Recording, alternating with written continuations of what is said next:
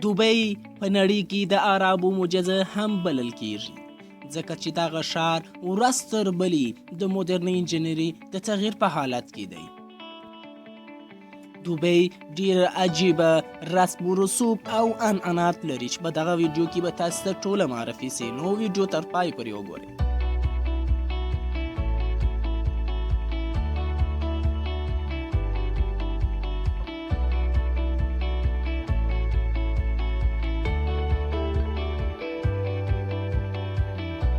کله چې یو کوچنی یا ماشوم په دوبۍ کې وزیږي، د هغه ته د $80,000 ځمکه ورته تنګېږي، او تر څو چې دی پر وظیفې کېږي $2,000 د میاشتې ورته معاش ورکول کېږي، او د هغه په هر پوهنتون کې د جهان او یا نړۍ چې زړه یې وغواړي تحصیل وکړي، هغه ورته شرایط ټوله مهیا کوي. په دوبۍ کې د طلا خرید فروش ډیر کیږي، معنا طلا ډیر رانیول کیږي او خرڅیږي، نو دولت یې ودې ته مجبوره کوي چې په عام سړکو کې د طلا او یا هغه څوک چې غواړي طلا رانیسي د هغوی خودپردازونه جوړ کړي چې خلک په ډیره اساني سره په ډیر یو ساده شکل سره طلا رانیسي. لامبورګیني او داسې نور موټران چې په نورو ښارو کې ډیر د اعتبار وړ دي، خو په دوبۍ کې دا اعتبار نه لري، ځکه هغې موټران باید د طلا څخه پوښ شوي اوسي، او څوک په داسې معمولي موټرانو لکه لامبورګیني، فراري هم داسې نور کې نه سپریږي. د نړۍ په هر ښار کې خلاف کارونه ډیر وي، او په دوبۍ کې به دا کارونه ناممکن وي، ځکه چې په هر مکان او هر ځای کې مخفي دوربینونه نصب دي. په دوبۍ کې تاسې ډیر راحت ډول سره کولی سئ قوانین نقض کړئ او یا قوانین مات کړئ. د مثال په توګه کله چې تاسې په مترو یا ټرین کې سپریږئ، وري ژاولي ژوول او یا اوبه څښل بالکل ممنوع دی، او دا یو بې شرمانه کار په دوبۍ کې بلل کیږي. او جالبه دا ده چې تاسې په چټل موټرانو او یا دا معمولي موټران چې په نورو هیوادو کې استعمالیږي، که چیرې د دوبۍ په ښار کې تاسې استعمال کوئ، دغه بالکل جریمه لري، او چا نسي کولای دغه چټل او معمولي موټران د دوبۍ په ښارونو کې یوسي، او څوک هم حق نه لري چې خپل موټر په شخصي ډول خپل یې پرېږدي. دا هم یو غیر ممنوع کار دی.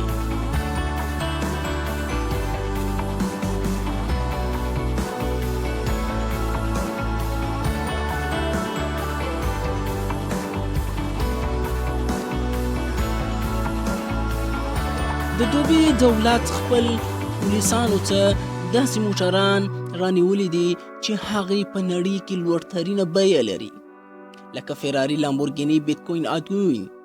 دغه هغه موټران په نړۍ کې دي چې ډیر لوړ قیمت او بیه لري، خو د دوبۍ دولت دغه موټران خپل پولیسو ته په وړیا توګه ورکوي، او په همدغه اندازه جرم و جنایت په دوبۍ کې ډیر لږ دی.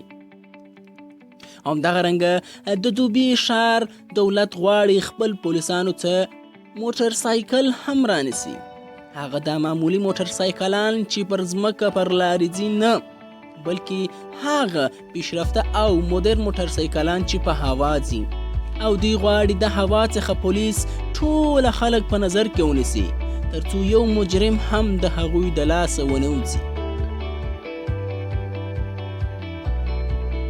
د خلیفه برج غټترین او لوړترین برج په نړۍ کې دی. د دغې برج اوږدوالی 828 متره ته رسیږي، او همدغه رنګه دغه برج 163 طبقې لري. برج العرب ته ولاړ سئ، هغه برج چې د هغه په سر کې د تنس د بازي لپاره یو میدان جوړ شوی دی، او ډیر تنس بازان هر کال و برج عرب ته ځي او وري تنس بازي کوي، د هغه لوړه څخه ټوله دوبۍ ویني. او که چیرې تاسې د خمار وهلو کسان یاست، دوبۍ هم تاسې ته ځای لري. هغه دا نه چې تاسې په آس سره خمار ووئ، بلکې په اوښانو سره تاسې کولی سئ خمار ووهئ، او هغه همدا نه چې تاسې په روښان بسپاره سئ، بلکې هغه روباټونه چې جوړ سوي دي هغې به ستاسې پر ځای سواري کوي او تاسې به د لیرې څخه دغه اوښان کنټرولولی سي. څنګه چې دوبی ګرم دی خو بیا هم هغه په مصنوعي واورو سره یو د اسکي میدان جوړ کړی دی چې 1500 تنه ځایېږي په هغه میدان کې، او داسې یخ دی چې سړی باور نه کوي چې دغه واورې به ټول مصنوعي وسي. که چیرې تاسې دوبي ته ولاړئ، دوبی مال ته به حتما ځئ. دوبی مال هغه ځای دی چې تر ټوله نړۍ غټ اکواریم په ځان کې لري. دغه اکواریم 1000 لیټره اوبه لري او یو داسې تونل یې جوړ کړی دی چې تاسې مختلفه حیوانات، ماهیان، کبان به دلته ووینئ. فانتان هغه ځای دی چې وری آبشار د اوبو بوي او په مختلفو شکلو به ځان جوړوي، همدغرنګه د موسیقي سره به اخته وي او ډېر مهم او جذابه شکلونه جوړوي.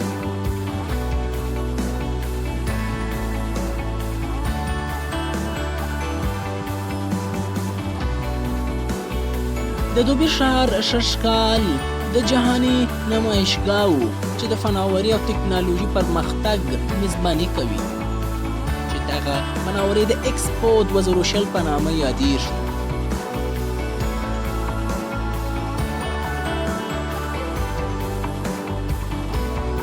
او ډېر ژر به د دوبي دولت دوبی لند چې په نړۍ کې تر ټوله تفریحي غټ ځای او یا پارک دی به افتتاح کړي، چې ډیره جالبه او شگفت زده ځای د ګردشګرانو لپاره دی.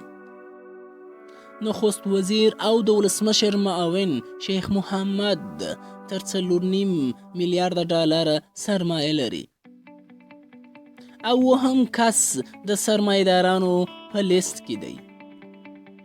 پرنسس حیا چې د شیخ محمد میرمن و، هیڅ شباهت د نورو عربو و ښځو ته نه درلود او کله ناکله بیله چادره به د دوبي په ښارانو کې ظاهر کېدل.